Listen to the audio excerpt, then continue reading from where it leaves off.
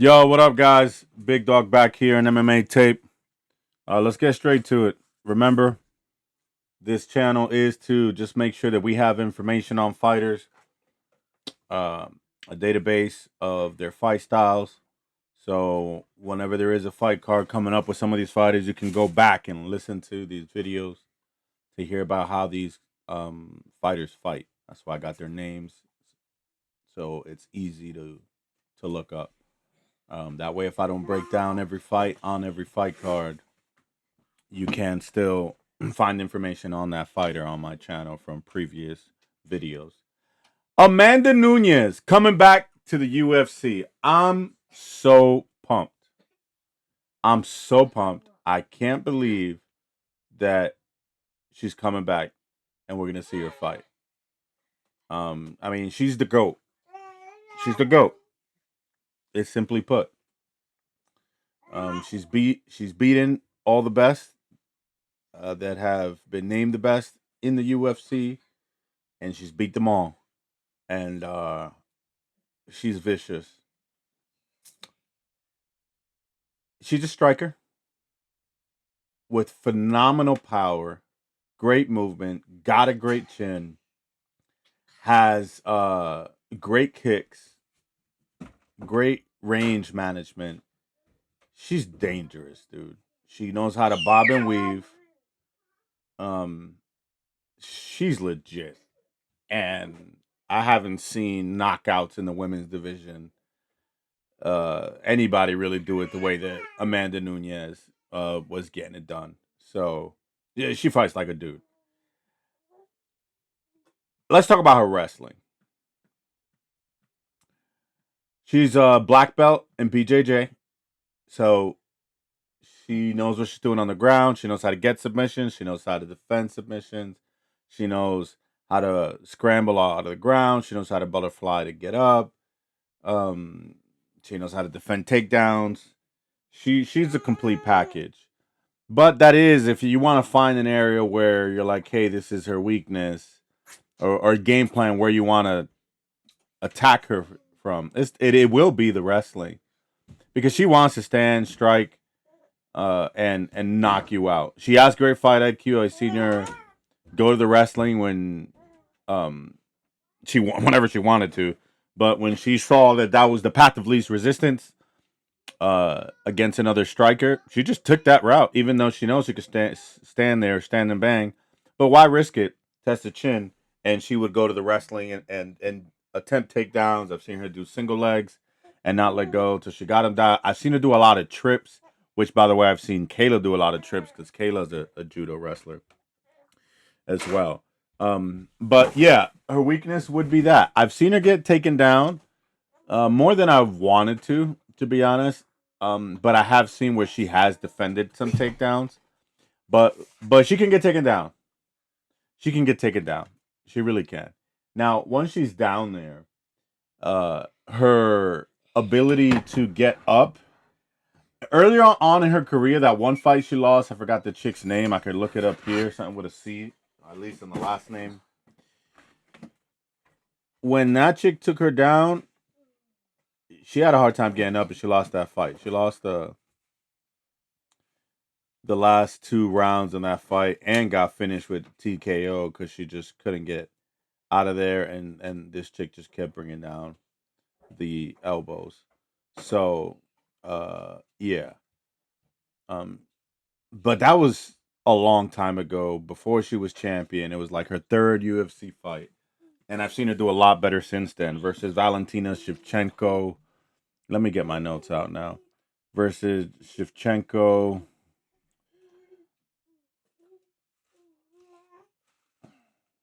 She took Juliana Pena down 6 times.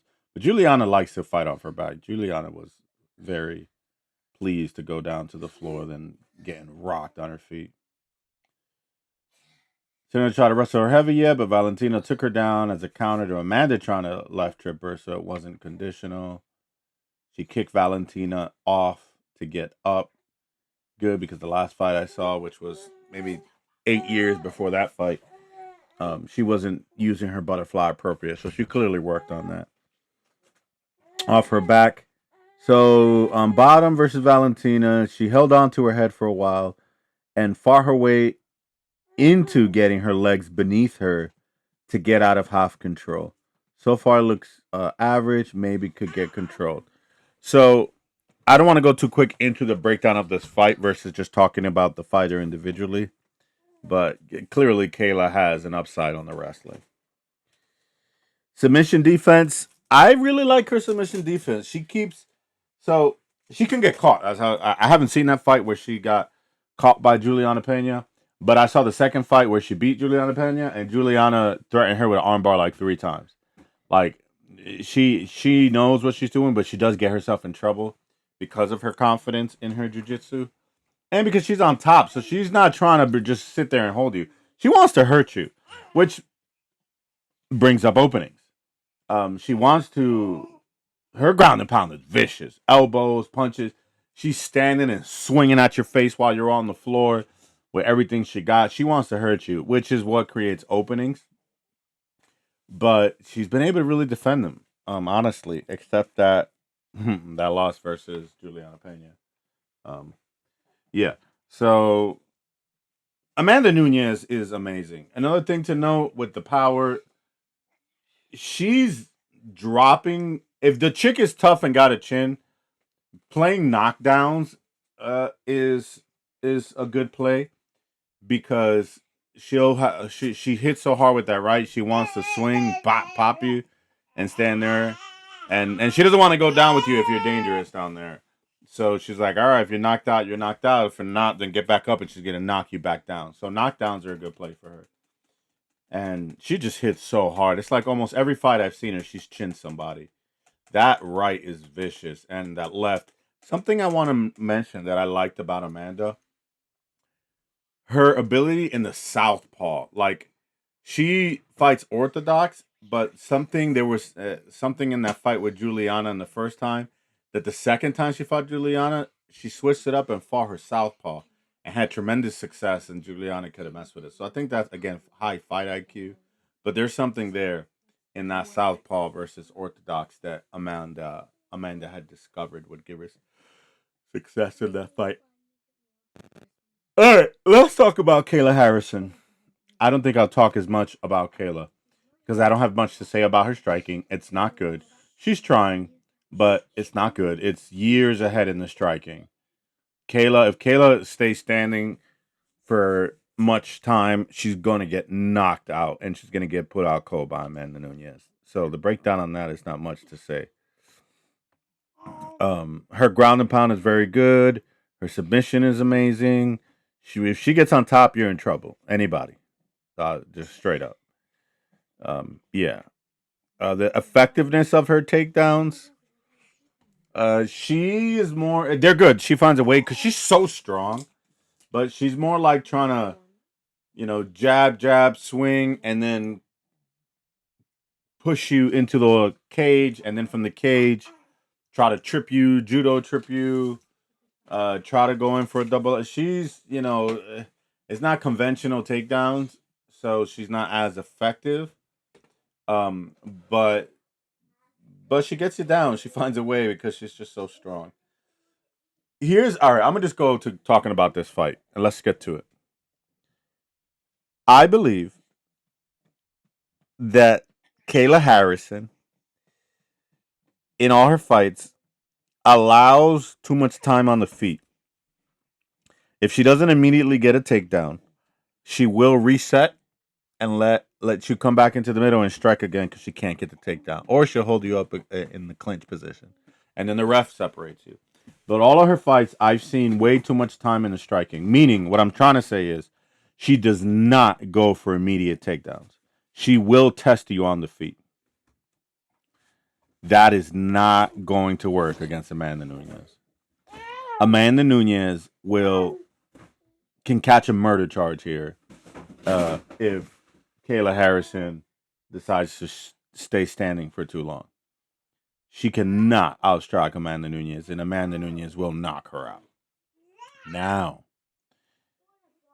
this fight make it to the ground? I do think so because Amanda Nunes' takedown defense is good but not great, and Kayla will go for that, and she's a strong girl. So the question is, how does Amanda look once she's on the ground? How will she handle that with Kayla? And I'm thinking that she's gonna handle it well. She may get controlled, but I think every round we're gonna see at least 2 minutes of standing, whether it's Amanda getting back up or not being able to get taken down. And 2 minutes every round is enough for Amanda to do damage on the feet, to potentially finish Kayla. Um, Kayla's win condition is getting on top of Amanda and not letting her up. She could TKO her. She can submit her. Um, and or she could just control her. So I wouldn't know what to tell you, but I think we're gonna see enough on the feet like we have in other Kayla Harrison fights, and Amanda is just too much. Amanda's too much. She kicks too much. She hits too hard. She's too smart. She's too good. She's too skilled. I'm sorry, Kayla. Kayla's durable. Her cardio TBD. Really, I saw her go into the third round versus that one chick, and she won that fight, and she looked fine. I'll give her a 3 for now, but I want to see what she looks like in round 4 or 5 if her chin can take it, or she doesn't finish the bad with a sub or something. All right, so Nunes versus Pena. Harrison. Nunes.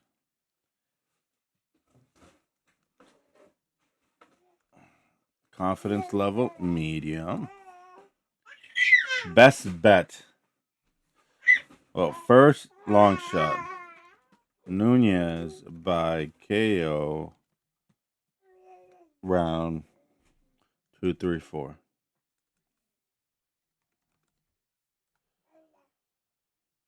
Best bet. I don't know yet. I'll be honest with you. Best parlay piece. Nunez money line. Method of victory. Nunez by KO. I'm sorry. Double chance. Nunez by KO or decision.